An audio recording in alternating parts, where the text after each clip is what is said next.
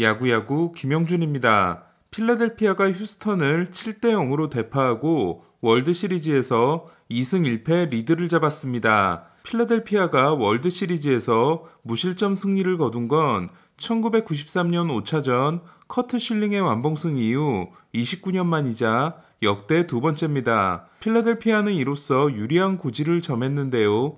1969년 이후 월드시리즈에서 1승 1패 후 3차전을 승리한 팀의 우승 확률은 79%입니다.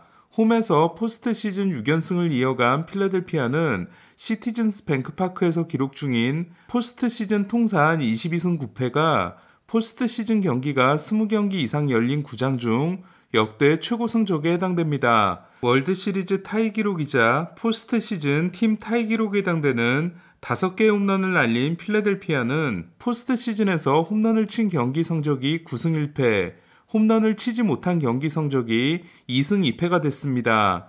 2차전이 휴스턴의 승리로 굳어졌을 때 저는 3차전 승리팀을 휴스턴으로 예상합니다. 그리고 방송국에 보낸 한 줄 평으로 수아레스를 1차전에서 쓴 대가를 필라델피아가 치르게 될 것이라고 합니다. 하지만 경기가 끝난 후 두 가지 큰 변화가 일어납니다. 휴스턴 더스티 베이커 감독이 ALCS에서 호투한 크리스티안 하베르 대신 ALCS에서 부진했던 랜스 맥컬러스 주니어를 3차전 선발로 발표한 거였습니다.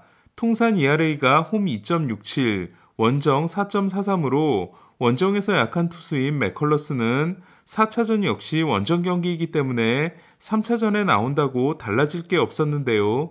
하지만 7전 4선승제 시리즈에서 3차전 선발 투수는 7차전 선발 투수가 되기 때문에 저는 당연히 현재 폼이 더 좋은 하비에르가 나오는 게 맞다고 생각했습니다. 하지만 ALCS 4차전에서 메이닝 흔들렸던 맥컬러스를 5회까지 던지게 하고 6대 5의 역전승을 거둔 바 있었던 베이커 감독은 맥컬러스의 경험을 믿는 선택을 합니다. 그리고 그보다 더 큰 변수가 발생합니다. 월드시리즈 3차전이 비로 연기됨으로써 필라델피아가 노아 신더가드의 등판을 취소하고 레인저 수아레스를 3차전에 쓸 수 있게 된 겁니다. NLCS 3차전에서 선발승을 따내고 5차전에서 세이브에 성공함으로써 단일 시리즈에서 선발승과 세이브를 모두 기록한 최초의 필라델피아 투수가 된 수아레스는 5이닝 4K 3피안타 무실점 승리를 통해 14와 3분의 2이닝 2자책 2승 1세이브에 포스트 시즌 대활약을 이어갔는데요. 놀라와 윌러가 9와 3분의 1이닝 10실점 9자책인 반면 수아레스의 월드시리즈 성적은 5와 3분의 2이닝 5K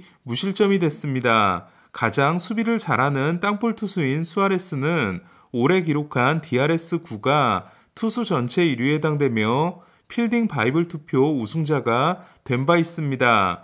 그에 비하면 프란버 발데스는 땅볼 비율이 선발 투수 1위에 해당되지만 통산 DRS가 마이너스 9일 정도로 수비가 불안합니다. 비로 인해 필라델피아의 3차전 선발이 1차전에서 11개의 공을 던지고 이틀이 아닌 3일을 쉰 수아레스가 된 건 필라델피아에게 유리하게 작용했습니다.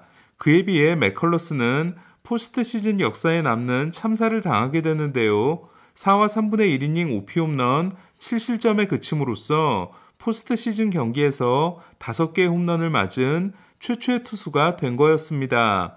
오늘 경기 전까지 포스트 시즌 4피 홈런 경기는 2016년 디비전 시리즈 2차전 다르비슈, 2017년 디비전 시리즈 1차전 커쇼, 올해 와일드카드 시리즈 1차전 슈어저를 포함한 11명, 월드시리즈에서는 1932년, 1939년, 1967년에 한 명씩 나온 적이 있는데 맥컬러스가 포스트 시즌 최초이자 월드시리즈 최초의 5피 홈런 투수가 된 겁니다.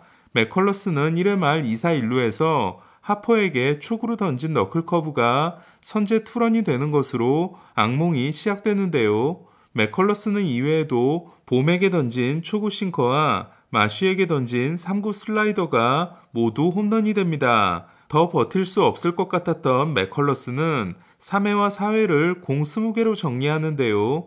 5회 1사 후 마쉬에게 안타를 맞았을 때 저는 3회와 4회가 좋았다고 하지만 타순이 두 바퀴 돌고 슈아버가 등장하기 때문에 맥컬러스를 교체할 준비를 베이커 감독이 하고 있었어야 했다고 생각합니다. 하지만 베이커 감독은 이번에도 한 박자 늦은 교체를 했고 맥컬러스는 슈아버에게 체인지업, 호스킨스에게 슬라이더를 맞고 백투백 홈런을 허용, OP 홈런 경기가 되고 맙니다. 저는 지난해 월드시리즈에서 휴스턴은 쓸만한 투수가 부족했기 때문에 베이커 감독이 투수 교체를 잘못해서 진 거라고는 생각하지 않았는데요. 하지만 올해 베이커 감독은 투수가 넘쳐나고 있는 상황에서 1차전 벌랜더의 교체 타이밍, 2차전 발데스의 7회 등판과 몬테로의 2이닝 소화, 오늘 맥컬러스의 교체 타이밍 등 자꾸 투수를 길게 끌고 감으로써 지난해와는 다른 풍부한 마운드를 제대로 못 쓰고 있다는 생각이 듭니다. 그리고 이번에도 우승에 실패한다면 2002년과 지난해와는 다르게 이번에는 본인 때문에 우승하지 못했다는 말을 들어도 할 말이 없다고 생각합니다. 오늘 경기에서는 재밌는 장면이 있었는데요. 어제 한국 시리즈 1차전에서 2루주자 푸이그가 타석의 전병우에게 공을 낮게 보라는 제스처를 취한 후 전병우가 낮게 떨어진 체인지업을 받아쳐 결승타를 때려낸 것처럼 하퍼가 대기 타석의 알렉 봄을 불러 귓속말을 했고 봄이 홈런을 때려낸 장면이었습니다. 이에 하퍼가 맥컬러스의 티핑을 발견해 봄에게 알려준 게 아니냐는 이야기가 경기 중 돌기 시작하는데요. 경기 후반 MLB 네트워크는 싱커를 던질 때와 브레이킹 볼을 던질 때 맥컬러스의 투구 폼이 달라도 너무 확연하게 다른 걸 보여줍니다. 그림에 따르면 맥컬러스는 싱커를 던질 때는 축이 되는 다리를 더 굽히고 키킹한 다리가 더 올라가 있으며 글러브의 높이도 더 내려와 있었는데요. 똑같은 순간을 캡처한 것이 정말로 맞다면 홈런 5개를 맞은 게 이상하지 않을 정도입니다. 그리고 티핑이라는 건 하루아침에 생기는 건 아니기 때문에 그 전에 맥컬러스를 상대한 양키스 그리고 맥컬러스에게 꽁꽁 묶인 시애틀은 왜 발견하지 못한 건지 아니면 티핑이 오늘 처음으로 생긴 건지가 궁금해집니다. 어쨌든 티핑이 있는 게 사실이라면 단기간에 수정하기는 쉽지 않기 때문에 만약 시리즈가 7차전으로 갈 경우 휴스턴은 맥컬러스가 아닌 루이스 가르시아가 등판해야 할 것으로 보이고 필라델피아로서는 맥컬러스가 한 번 더 등판할 수 있도록 적당히 두들겼어야 하지 않았나라는 쓸데없는 생각도 해보는데요. 하지만 7대0을 만들게 됨으로써 필라델피아는 알바라도와 도밍게스를 쓰지 않고 승리를 거두게 됐습니다. 필라델피아는 알바레도 도밍게스와 나머지 불펜의 차이가 크기 때문에 알바라도와 도밍게스에게 과부하가 걸리면 위험할 수 있다는 예상이 나왔지만 지금까지 알바라도가 던진 공은 7개, 도밍게스도 24개밖에 되지 않습니다. 한편 맥컬러스는 티핑 논란에 대해 오늘 피칭은 티핑과는 아무 관련이 없다. 필리스가 잘 준비했고 나보다 더 잘했다. 그걸로 이야기는 끝이다고 했습니다. 필라델피아는 2승 1패도 2승 1패지만 분위기를 제대로 탄 걸로 보이는데요. 저는 하퍼의 홈런도 홈런이지만 홈런을 친 하퍼가 세리머니도 별로 하지 않고 그라운드를 차분하게 돌고 들어온 모습에서 더 소름이 끼쳤습니다. 6개의 포스트 시즌 홈런이 팀 단일 시즌 2위 기록에 해당되는 하퍼는 하나만 더 때려내면 2009년 7개를 기록한 제이슨 워스와 타이가 됩니다. 하퍼는 6개 홈런 중 4개가 팀에게 리드를 안겨준 홈런으로 단일 연도의 포스트 시즌에서 리드 홈런을 더 많이 친 선수는 2004년에 5개를 기록한 푸올스가 유일합니다.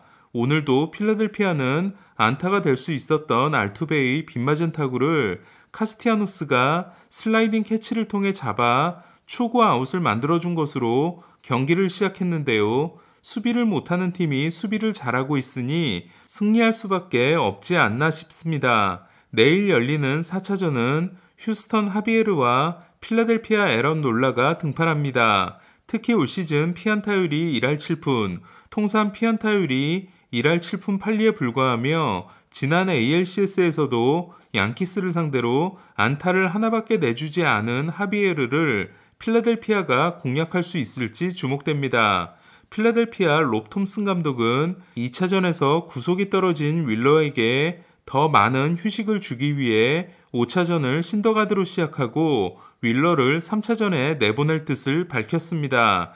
그렇다면 5차전은 벌랜더 대 신더가드, 6차전은 발데스 대 윌러가 됩니다. 한편 로베르토 클레멘테상 수상을 위해 어제 필라델피아에 도착했던 저스틴 터너는 비로 인해 하루를 더 기다려 상을 받았는데요. 다저스의 역대 수상자는 1981년 스티브 가비와 2012년 클레이튼 커쇼에 이어 세 번째입니다. 터너는 내년 옵션이 1,600만 달러이고 다저스가 이를 거절하게 되면 200만 달러의 보상금을 받고 FA가 됩니다. 골드글러브 수상자도 발표됐는데요. 제가 예상했던 대로 댄스비 스완슨이 내셔널리그 유격수 수상자가 된 가운데 샌디에고는 중견수 그리샴만 수상했습니다. 놀란 아레나도는 올해도 수상에 성공함으로써 10연패를 달성했는데요. 데뷔 시즌부터 10년 연속 수상은 스즈키 이치로와 함께 타이 기록에 해당됩니다. 그리고 아레나도보다 더 많이 골드글러브를 따낸 3루수는 16개인 브룩스 로빈슨밖에 남지 않았습니다. 휴스턴의 러닝게임을 완벽하게 봉쇄하고 있는 리얼무토는 통산 두 번째 수상에 성공했고 수비로 이를 낸 클리브랜드는 이루수 히메네스, 중견수 스트로, 좌익수 콰네, 투수 쉐인 비버까지 4명을 배출했는데요. 보 비셋이 하드 트레이닝을 시켜준 덕분인지 블라디미르 게레로 주니어도 일루수 골드글러브 수상에 성공했습니다. 오늘 소식은 여기까지입니다. 저는 내일도 리뷰 프로그램에 출연한 후 영상을 통해 찾아뵙겠습니다. 야구야구 김영준이었습니다.